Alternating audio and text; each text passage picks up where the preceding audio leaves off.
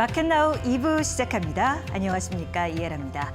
한 주의 마지막 장을 만나볼 수 있는 금요일입니다. 오늘 우리 증시는요, 코스피 코스닥 약간의 온도차가 장 초반과 다르게 펼쳐지고 있습니다. 이 코스피 쪽은 어제 하락분만큼을 상쇄하려는 시도를 하고 있는데요.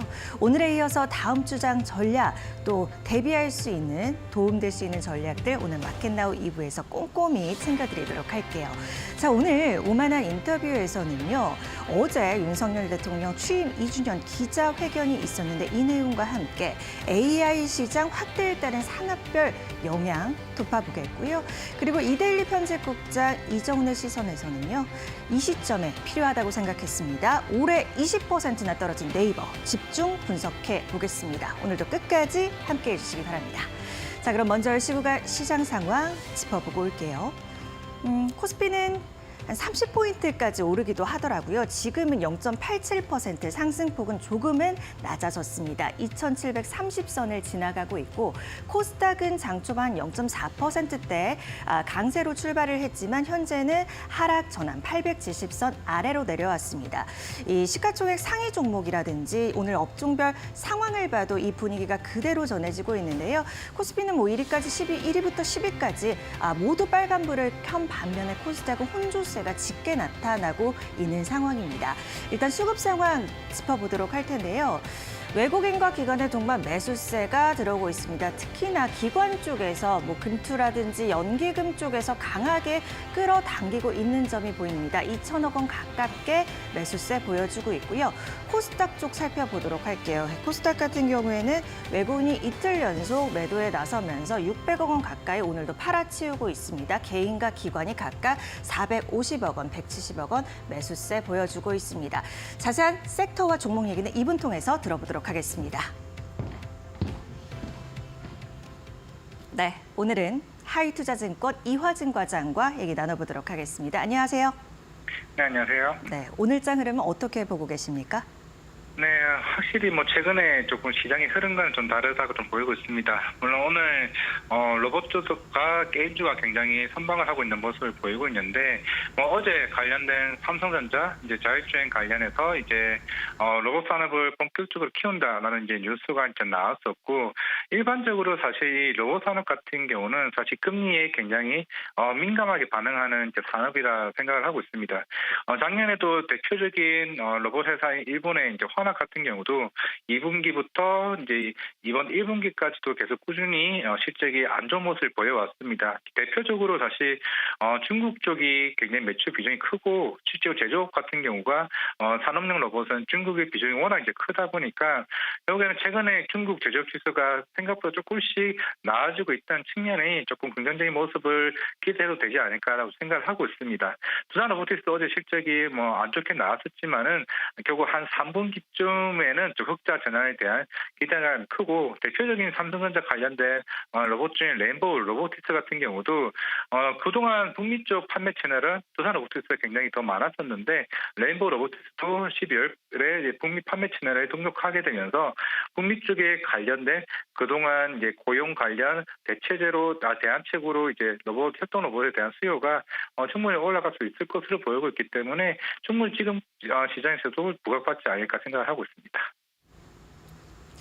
말씀해 주신 내용에 이어서 그러면 공략해볼 종목이 있을까요?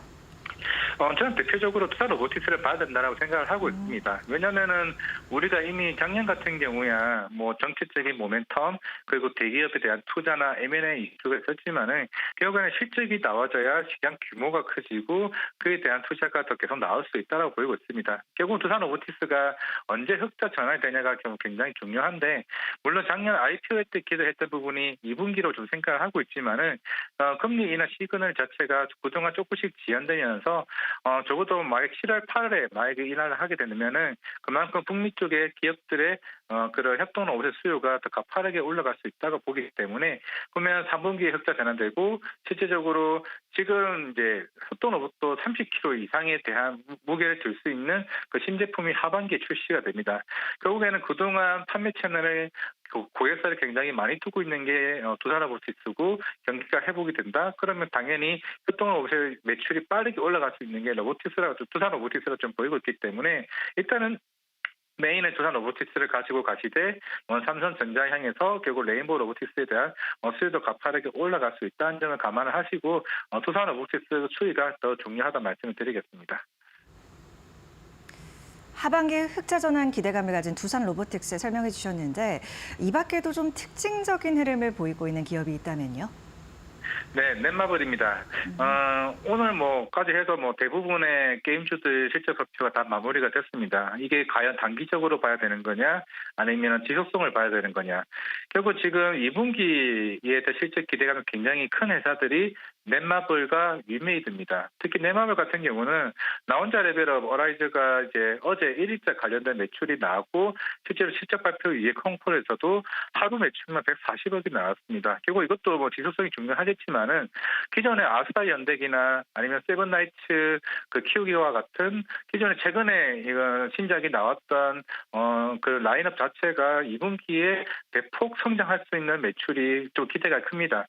이번 사실 실적 발표에서 대부분 회사들 같은 경우가 마케팅비나 인건비 절감을 통해서 영업이익이 굉장히 큰 폭으로 개선이 됐었기 때문에 그런 비용단에 대한 문제가 많이 해소가 됐다라는 것은 결국에는 2분기 실적 기대감이 더 커질 수 있다는 것을 충분히 좀 보여줄 수 있다라고 보고 있기 때문에 넷마블은 지속적인 측면에서는 2분기도 기대가 크고 3분기까지 볼 수가 있다라고 했을 때 그동안 주가가 조금 반등이 나왔던 자리고 오늘 같은 경우는 최근에 연고점에 대한 저항대를 뚫었습니다. 결국에는 향후의 성장성 모멘텀이 더 크다는 점에서 넷마블을 좀 토픽으로서 말씀을 드리겠습니다. 오늘 오전 NC소프트 실적 발표도 그렇고 최근 이 게임주 실적 나쁠 것이라고 예상은 했지만 기대보다 선방했다 이런 평가를 받으면서 다시 한번 또 주목하는 그런 움직임들도 나오고 있는 것 같습니다. 오늘 넷마블까지 말씀해 주셨네요. 과장님 오늘 말씀 고맙습니다. 네, 감사합니다.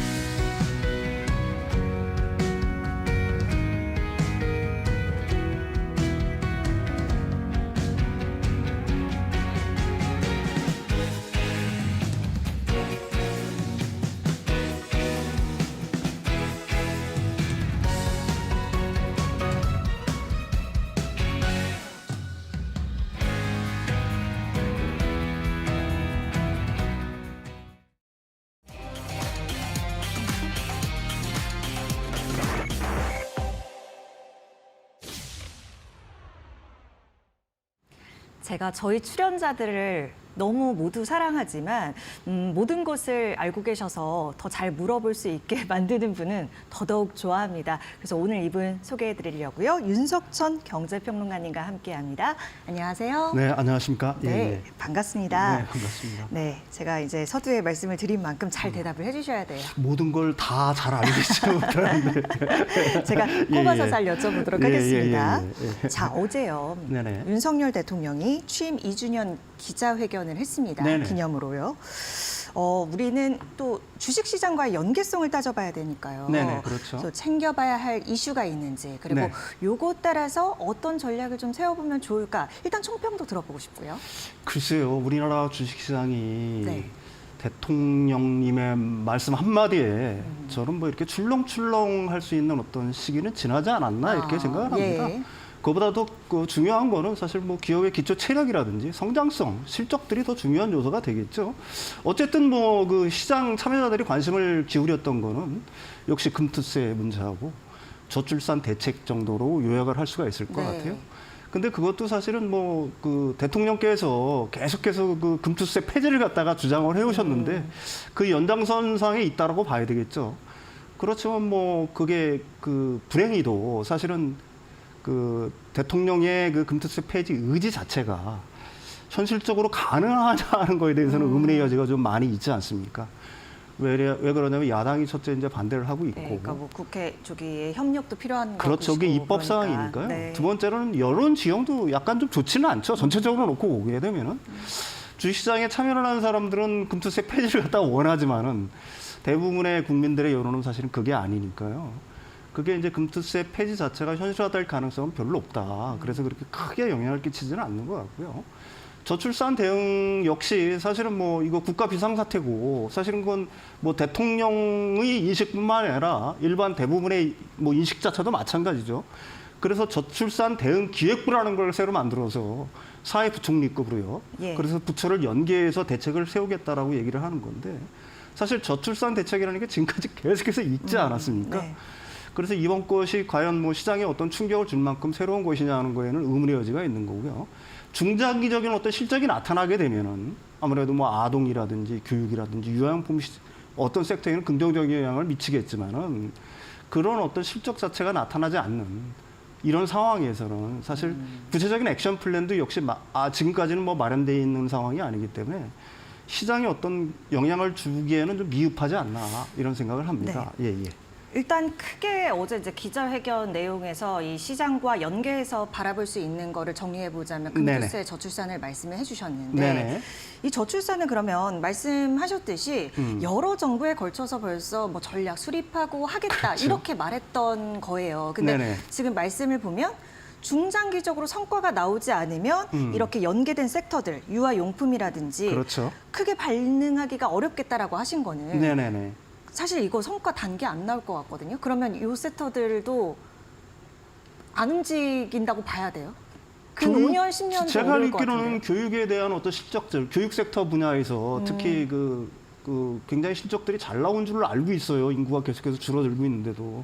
그런데도 주가가 이렇게 크게 반응하지 않는 걸 보면은 예. 사실은 이런 어떤 우리나라 저출산 문제가 해결되고 있다는 어떤 구체적인 어떤 신호들 이게 투자자들한테 그 인식이 되지 않는 이상 사실 이게 그 어떻게 보게 되면 주가가 어떤 변동성이 커지면서 긍정적인 방향으로 변동성이 커지면서 상승하기에는 좀 여력이 부족하지 않나 이런 생각을 합니다. 뭐 합계 출산율이 0.7명을 이제 하회할 수도 있는 그러한 시점에서 요 그런 생각도 들어요. 예전에 경제기획원 같은 그렇죠. 그런 그렇죠. 예, 예. 이번에 그 저출산 대응 기획부도 경제기획원 그 박정희 대통령을 갖다가 소환을 해서 그런 역할을 갖다가 맡기게끔 어떻게 보게 되면은 저출산 문제에 대한 어떤 엄중한 인식 이걸 갖다가 반영하고는 있다고는 봐야 되겠죠. 네. 그렇지만 그게 실질적으로 액션 플랜들이 마련이 되고 어느 정도의 어떤 성과가 가시화돼야지만 투자자들이 반응하지 않을까 이런 생각을 합니다. 네. 예. 자, 그럼 이번에는요. 우리 투자자분들 너무 좋아하시고 요새 관심 크게 가지고 계신 AI 네네. 얘기를 좀 해보려고 합니다. 네네네. AI 시대가 확실히 본격 개화하고 있는 시점인 건 맞는 것 같고 네네. 좀 일단은 반도체 포함해서 어떤 섹터들이 좀 반응을 하고 있는지부터 점검을 총체적으로 해볼게요. 일단은 뭐 반도체 시장 중에서 특히 우리나라로 국한해 보면 HBM 시장이 크게 반응을 지금까지 사실은 해왔죠. 예. 가령 뭐 TC 본더라든지 그 다음에 뭐 그 검사 장비류들 중에서는 사실 다층 PCB, 고성능 다층 PCB를 만드는 회사들이 이제 최근 들어서 이제 반응을 하고 있는 거고요. 이제 소재나 부품 쪽에서는 그 CMP 관련주들, 가령 뭐 그 PCB를 갖다 평탄하게 하는 어떤 장비나 어떤 소재들 이런 네. 쪽들이 이제 반응을 쭉 해왔어요. 그래서 올해 같은 경우에는 뭐 지금 SK 하이닉스 같은 경우에는 올해 내년에 그 HBM들이 솔드아웃 됐다라고까지 얘기할 정도니까 네. 사실 이쪽 부분들 같은 경우에 실적은 점점 좋아질 수밖에 없는 거고요. 뭐 중장기적으로는 계속해서 반응을 할 거라고 저는 봅니다. 그렇지만은 또 그 이외에 사실은 AI 혁명이 몰고 오는 것 중에 가장 큰 그 수혜주들 중에 하나는 전선 전력주, 그렇죠. 전력 전선주라고 얘기할 수가 있겠죠. 가령 뭐 데이터 센터를 갖다가 하나 만드는 데 자체에 사실은 지난해 같은 경우에 데이터 센터에 필요한 전력량을 갖다가 15테라와트 아워로 정도로 생각을 했거든요. 네. 근데 올해는 그거보다 벌써 3배가 증가했어요.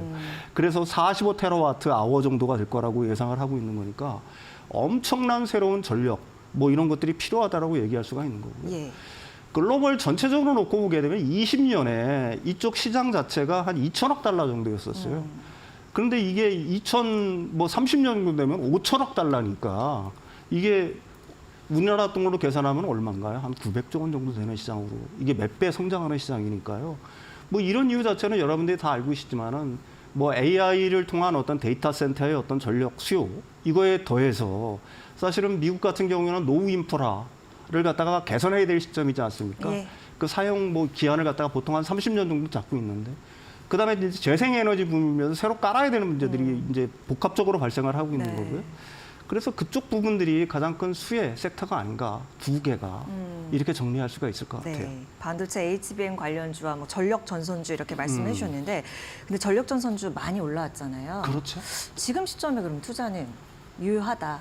뭐 저는 그렇게 아직도 여전히. 유효하다라고 저는 생각을 합니다. 왜 그러냐면은 이게 지금 한두 해 끝날 그 어떤 그 상승 분위기, 사이클 네. 자체가 아니거든요. 계속해서 성장해 나갈 분야고요. 또 지금까지 우리나라 그 뭐 전선도 마찬가지고 전력 기업들 그 변압기를 만드는 고압 전력 변압기를 만드는 기업들의 어떤 그 수주 장보도 사실은 무시를 못하는 수준입니다. 그래서 지금보다도 더 올라갈 수 있는 여지는 있다. 뭐 저는 이렇게 생각을 합니다. 네. 예. 그 AI 하면 이제 수혜 에너지원을 좀 따져봤을 때 그간에는 원전 좀 얘기를 많이 하다가요. 그렇죠. 최근에 이제 월가 쪽에서는 다른 움직임도 감지가 좀 되고 있어서 관련해서 어떤 좀 부분이 주목을 받을 거라고 예상을 하시는지, 뭐 천연가스 얘기도 나오고 하던데요. 왜 맨 처음에는 사실 원전과 SAML이 어떤 대안이 될 거라고 생각을 했었어요. 근데 이제 원전과 SAML의 최대 단점은 뭐냐면은 건설 기간입니다. 그러니까 보통 SMR 같은 경우가 우리나라가 8년 정도 걸리고요. 네. 이게 미국에서는 10년 정도 걸려요. 네. 건설을 하려고 그러면. 그는 지금 당장 전력이 급해요. 미국 입장에서는 데이터 네. 센터 같은 경우는 아까도 말씀드렸듯이 올해 필요한 게 45테라와트 아워 정도 되는 거니까 이걸 갖다가 적시에 공급할 수 없는 문제가 하나 발생을 한다는 얘기입니다.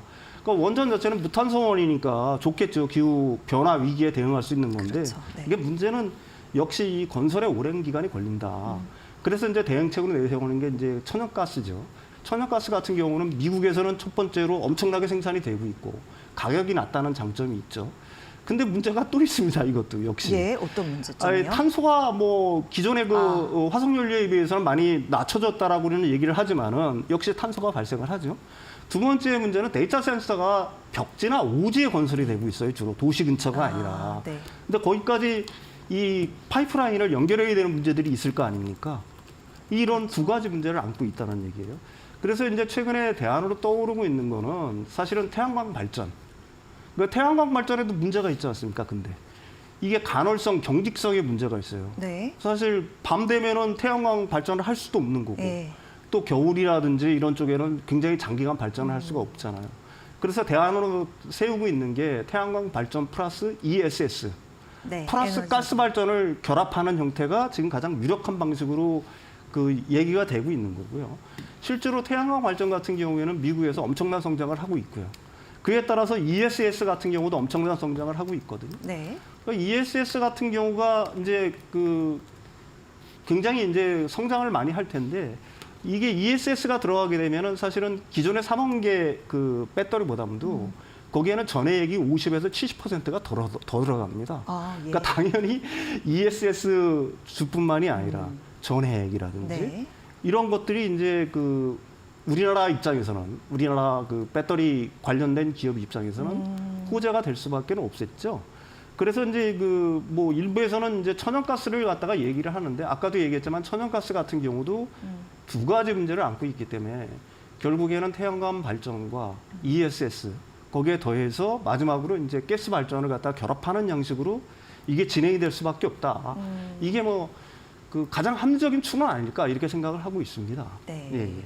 그 최근에 또 마이크로소프트에서 이제 재생에너지 개발에 14조 원 신규 투자한다 이런 얘기도 최근에 나왔었거든요. 지금 네네네. 말씀해주신 부분과 연계해서 좀 같이 살펴보시면 좋을 것 같습니다.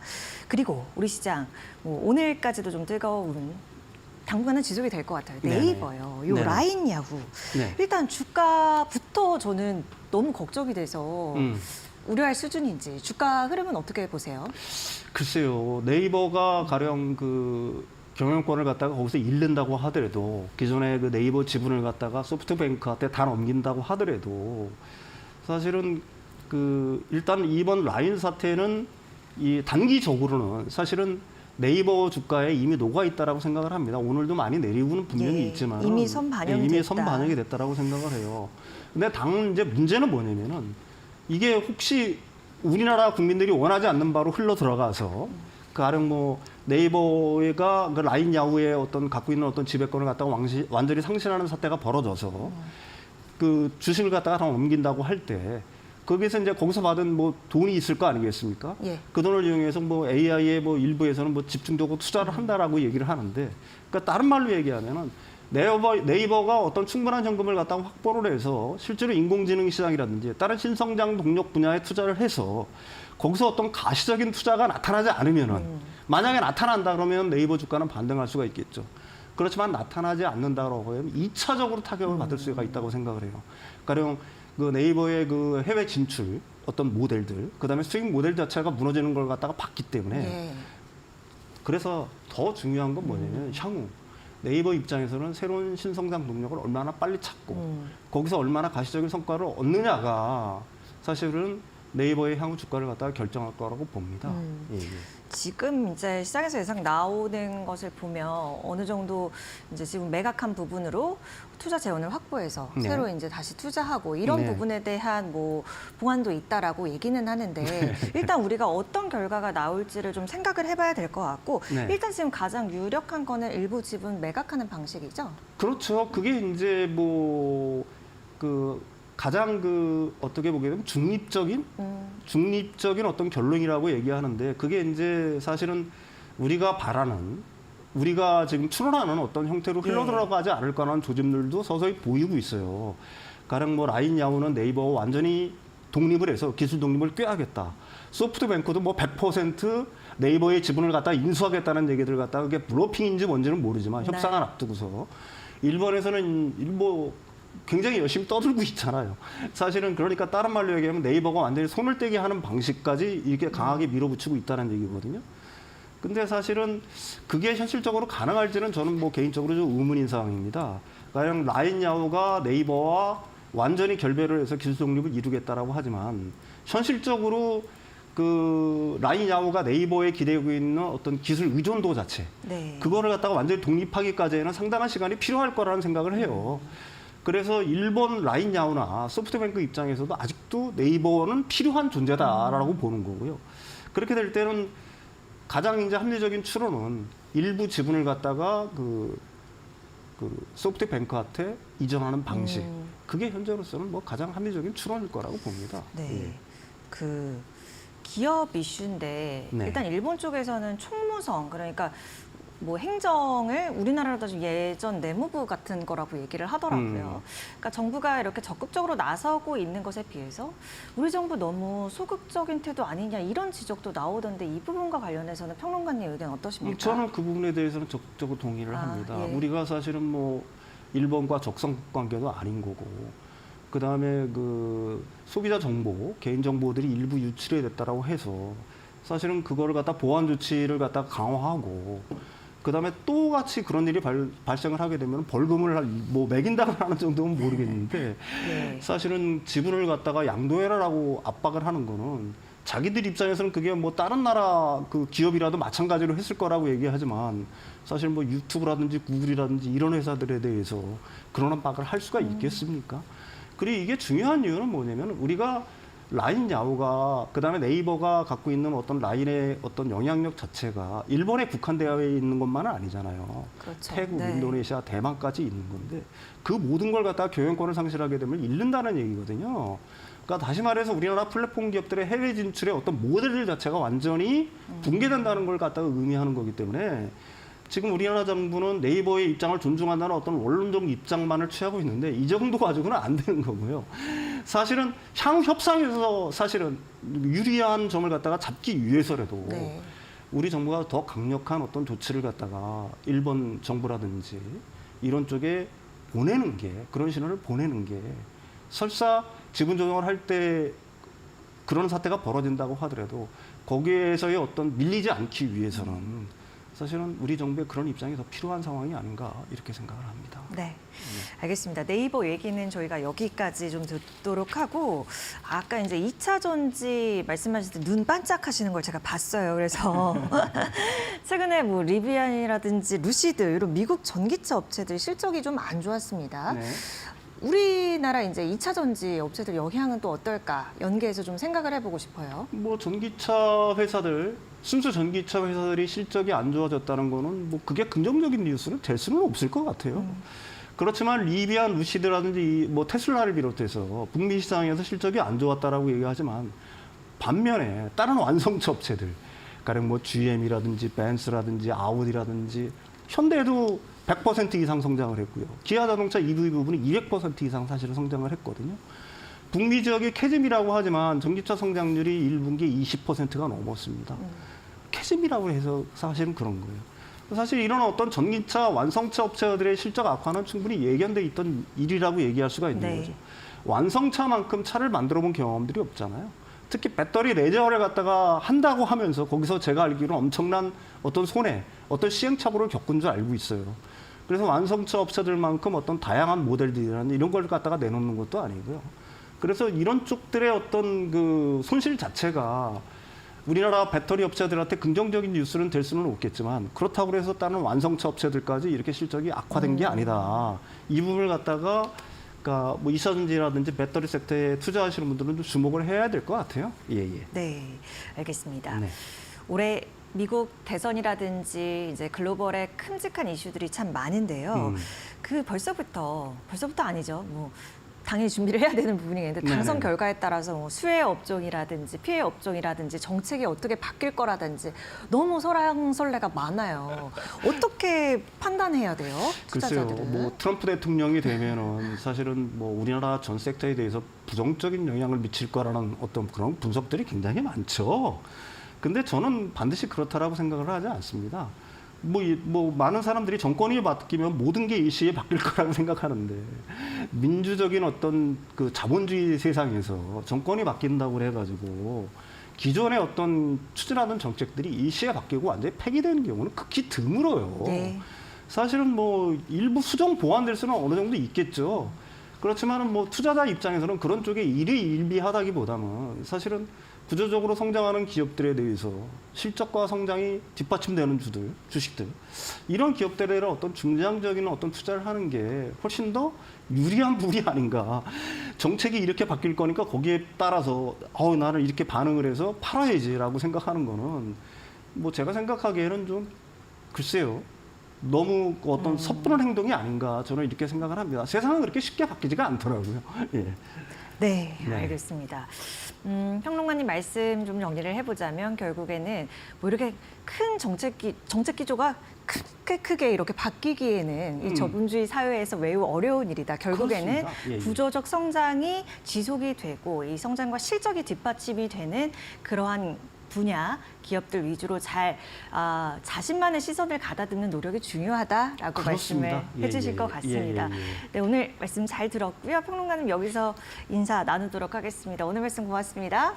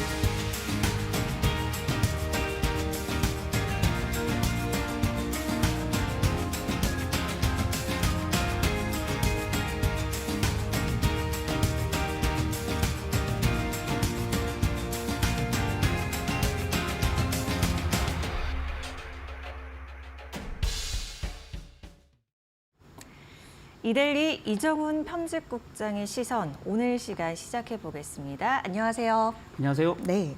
오늘은 네이버 얘기, 예. 아무래도 시장을 가장 뜨겁게 달구고 있는 이 네이버 라인 사태에 대해서 얘기를 나눠보도록 하겠습니다. 일단요, 우선 일본 정부가 왜 네이버한테 라인야후 지분 팔라고 하는 건지부터 우리가 체크해 봐야 될 것 같습니다. 예, 뭐 말씀 주신 대로 이건 증시를 달구는 이슈기도 하고 맞아요. 그 산업계 네. 이슈기도 하고 심지어는 네티즌들이 많이 활동하는 커뮤니티 사이트에 가봐도 국익 차원에서 맞아요. 정치적 또 외교적 이슈로도 많이 다뤄지고 있는데요.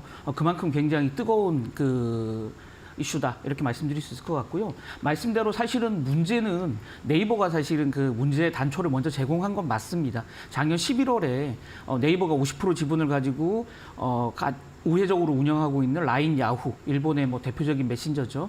거기서 그 사용자들 또 거래처 그다음에 해당 그 기업의 종업원들까지 한 총 44만 건 정도의 개인정보가 유출되는 그런 사건이 있었는데요. 네.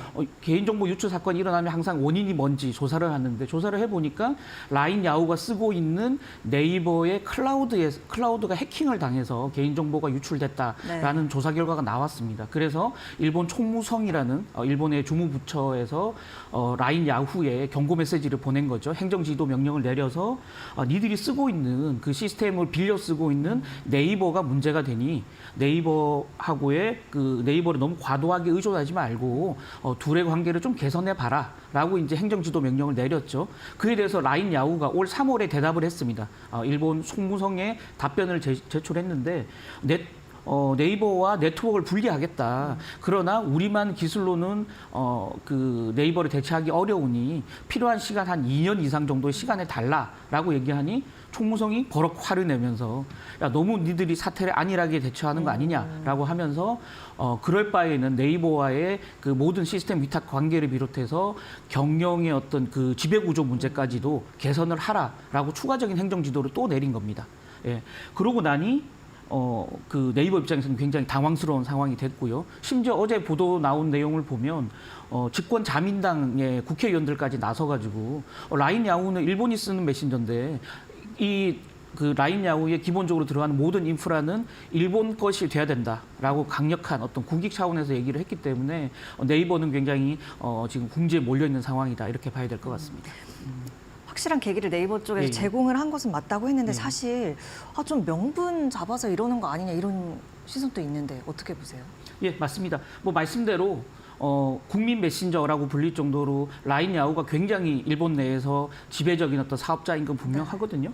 예, 실제 그 13년 전으로 거슬러 올라가면 2011년도 기억하시겠지만 동일본에서 대지진이 일어났고 그때 통신망이 마비되면서 유선 전화도 안 되고 핸드폰도 사용이 안 되는 뭐 이런 상황이 있었었거든요. 네. 그때 이제 이 라인이 석 달 후 지진이 일어난 석 달 후에 일본에 출시되면서 메신저가 그 굉장한 공전의 히트를 기록했거든요. 그래서 위상이 확 올라가. 맞습니다. 지금도 실제 쓰고 있는 액티브 유저가 한 달 평균 한 9,600만 명, 예. 거의 대부분 일본인들이 사용하는 메신저다 이렇게 봐야 될 것 같고요. 우리 카카오톡에 정부 전자문서가 오듯이 일본 정부도 행정 서비스를 이 라인, 야후 메신저를 이용해서 할 정도로 네. 국민적 인프라다 이렇게 봐야 될 것 같고요.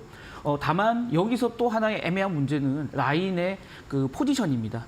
라인은 지금 말씀대로 일본에서 메신저 13년 전에 메신저 서비스를 시작한 이후에 대단한 그 유저들이 지금 끌어모았는데 사실 이게 사용자만 늘었지 돈이 안 되는 비즈니스거든요. 그래서 우리 카카오처럼 선물하기도 탑재하고 이커머스도 탑재해서 하기 위해서 이제 결제 서비스 라인페이를 출시했습니다. 일본에서. 그런데 네. 일본이 굉장히 좀 폐쇄적인 나라다 보니까 라인페이가 자리를 못 잡는 거죠. 그러다 보니 일본 내에서 60% 가까운 점유율을 가지고 있는 야후의 페이페이라는 서비스와 제휴를 맺게 됩니다. 그 예. 과정에서 네이버하고 이 야후 투자 회사인 소프트뱅크가 50대 50으로 지분 출자를 해서 A홀딩스라는 회사를 만들고 A홀딩스가 라인 야후를 운영하는 그런 구조가 됐어요. 그래서 복잡하게 설명드렸지만 사실상 라인 야후는 절반은 한국 기업, 절반은 일본 기업이라는 애매한 포지션을 갖고 있다. 그래서 더더욱 문제가 되고 있다. 이렇게 봐야 될 것 같습니다. 네.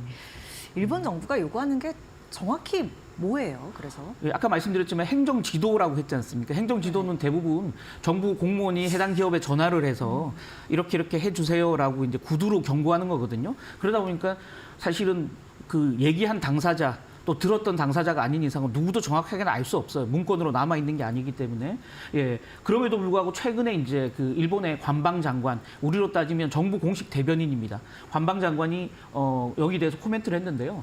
우리가 행정 지도한 내용은 이런 거였다. 안전 관리를 강화하고 보안의 거버넌스를 재검토하도록 요구했을 뿐이지 강제로 지분을 팔라고 경고한 건 아니다라고 이제 해명을 네. 했거든요. 그럼에도 불구하고 이 행정 지도의 주요 내용은 결국은 보안에서 라인 야후의 보안에서 네이버를 완전히 배제하라라는 거고요. 심지어 지배 구조도 한국과 일본이 50대 50으로 나눠 가지는 거 말고 일본 기업으로 지배 구조도 탈바꿈 시켜라라고 강요한 것과 마찬가지 효과가 있는 거다라고 네. 봐야 될 것 같고요. 예, 결국 어제 이제 그 아사히 신문이 보도한 단독 기사 내용을 보면 라인 야후가 네이버에 계속 의존하는 문제가 발생할 경우에 뭐 이게 커다란 문제가 될 수 있기 때문에 결국 이런 모든 시스템 위탁 관계나 지배 구조를 다 끊으라라고 일본 정부가 요구한 거다라는 보도가 나왔었거든요. 결국 네. 우리가 뭐 흔히 얘기하는 정보 주권 차원에서 우리 국민들의 정보가 담겨 있는 메신저 사업은 일본 기업으로 만들겠다라는 어떤 강력한 의지의 발로였다라고 봐야 될 것 네. 같습니다. 그제 그리고 어제까지 소프트뱅크 그리고 라인야후 기자회견이 있었는데요. 좀 특징적으로 살펴볼 만한 얘기들 나왔을까요? 예, 맞습니다. 결국은 여기 그 라인 야후의 이해 당사자가 투자 회사인 소프트뱅크 또 실제 이제 회사인 라인 야후 여기 또 투자하고 있는 네이버 이렇게 삼각관계가 지금 형성이 돼 있는 건데요. 양쪽 라인 야후와 소프트뱅크가 어제 이틀 연속으로 실적 발표하면서 기자회견을 했거든요. 네. 그 내용을 들어보면 핵심적인 라인 야후 이제 당사자죠. 라인 야후의 다케시 CEO 같은 경우는 모회사 즉 네이버를 말합니다. 네. 네이버의 자본 변경, 지분율을 바꾸도록 강하게 요청했다라고 이제 공식적으로 확인했고요. 네. 그 요구의 전제는 뭐냐면 가장 많은 지분은 소프트뱅크가 들고 있도록 하는 걸 전제로 한다. 네. 결국 50대 50인 지배 구조를 네이버는 좀 줄이고 소프트뱅크가 경영권을 가지는 확실한 어떤 그 우위를 가지는 지분율로 바꿔야 된다라는 걸 이제 입장 표명을 한 거고요. 네. 어제 이제 지분을 사야 되는 소프트뱅크 CEO는 네이버와 지금 지분 변경을 협상을 하고 있다라고 실제 얘기했고요. 7월 1일 한 2달 정도 남았습니다. 7월 1일까지 결론을 내고 싶다. 결론을 내 마지노선을 한 2달 정도로 잡았다라고 봐야 될 것 같습니다. 그래서 네이버는 어떻게 하겠다고 하던가요?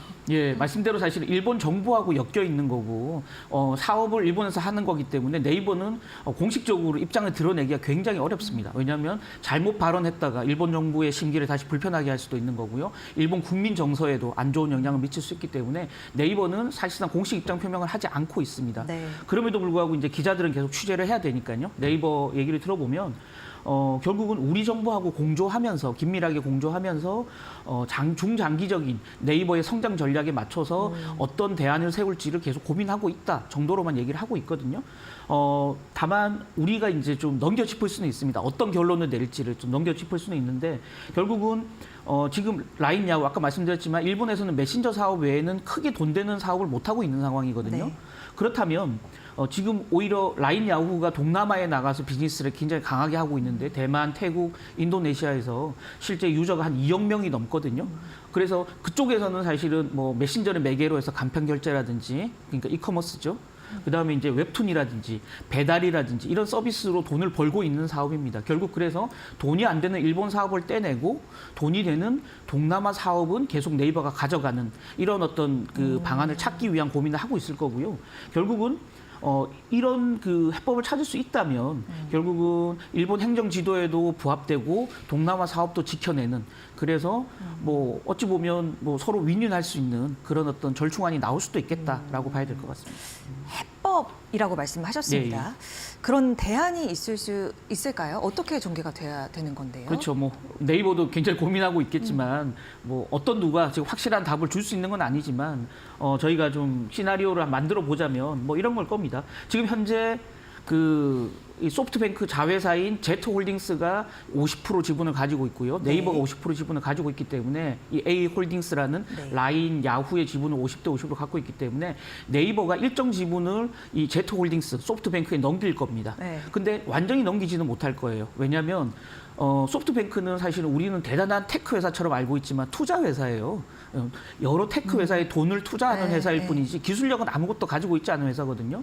결국 네이버가 여기서 시스템에서 손을 떼버리면 라인 야후를 운영할 수가 없습니다. 그런 노하우를 가지고 있지도 않고 기술력도 없는 회사이기 때문에. 그래서 소프트뱅크는 경영권만 네이버가 소프트뱅크 쪽에 넘겨라라고 요구할 가능성이 있고요. 그래서 50% 중에 일정 부분 지분율을 소프트뱅크로 넘기고 네이버는 2대 주주로 전락할 가능성이 있다라는 거고요. 네. 그럼 대신에 네이버는 뭘 얻어내야 되는 거냐? 지분 일정 부분 넘기면서 얻어내야 될 부분들은 아까 말씀드렸던 지금 그 라인 야후의 동남아 비즈니스, 태국, 인도네시아, 뭐 대만 등에서 하고 있는 비즈니스는 라인 야후의 또 자회사인 그 라인 플러스가 담당하고 있거든요. 그래서 라인 플러스 지분은 받아가고 그 A홀딩스, 라인 야후 지분은 일정 부분 소프트뱅크로 넘기는 이런 맞교환 정도의 시나리오가 가능할 것 같다라는 거고요.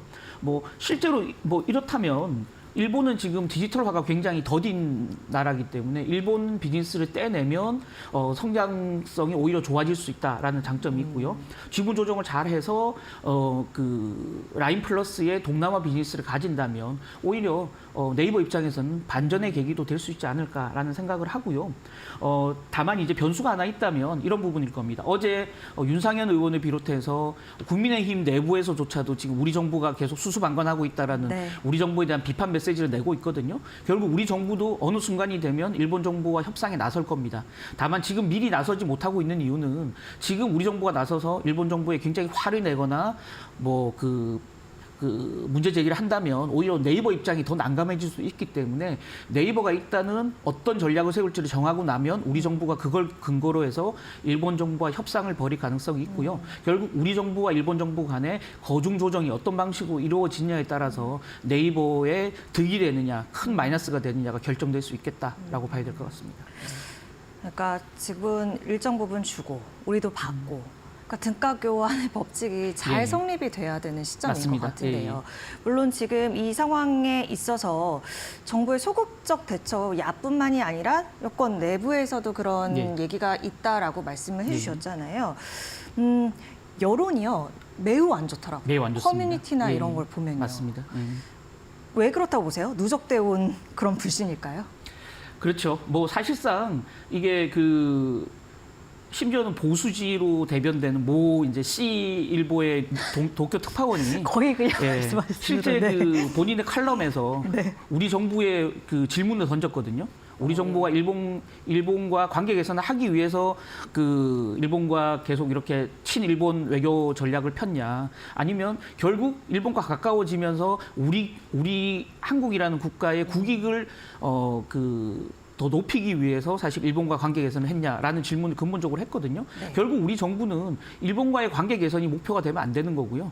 우리의 국익을 챙기기 위해서 일본과 손을 잡는 거기 때문에 뭐 그런 면에서 보면 지금 현재는 마치 우리 정부가 굉장히 수수방관하고 있고 지켜만 보고 있는 것처럼 보이기 때문에 그런 어떤 네티즌들의 그런 어떤 비판 여론들이 들끓고 있는 건 사실이지만 우리 정부도 물밑에서는 계속적으로 정보를 좀 수집하고 있고요. 실제 아까 말씀드렸듯이 네이버 입장이 정리되고 나면 그걸 근거로 해서 일본 정부와 협상을 벌일 가능성이 굉장히 높다 이렇게 봐야 될 것 같습니다. 네.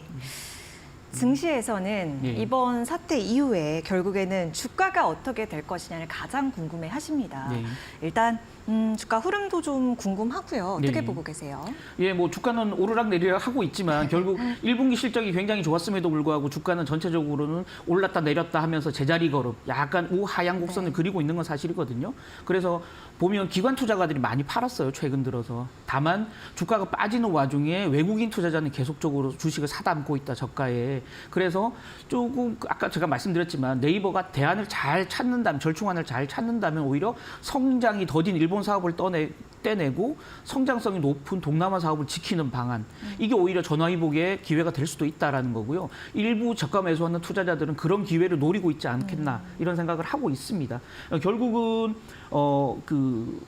지분을 매각할 경우에 오히려 또 이런 경우도 있어요. 지분을 일정 부분 털어내면서 현금을 확보하고 확보한 현금으로 신규 사업을 또 투자할 수 있는 여력도 생길 수 있기 때문에 네. 조금 그 진행되는 협의의 과정을 좀 더 지켜보시고 지금 당장의 실망감이 있겠지만 네이버에 대한 뭐 지속적인 성장 가능성, 뭐 AI라든지 여러 가지 어떤 성장 가능성이 높은 회사이기 때문에 조금 더 냉철한 시각을 가질 필요도 있겠다라는 말씀 드리고 싶습니다. 네. 최근의 사태 이 상세한 내용부터 주가에 대한 흐름 그리고 어떤 것들이 필요할지까지 오늘 이정훈 편집국장이 정리를 해주셨습니다. 국장님 오늘 말씀 고맙습니다. 감사합니다.